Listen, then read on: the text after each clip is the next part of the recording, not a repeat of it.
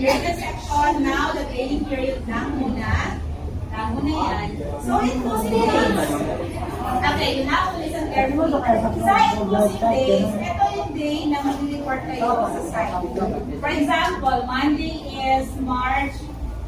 Anong pecha sa Monday? March 30, March 13, 2020. 19. Ang 19 nyo is 8 to 12.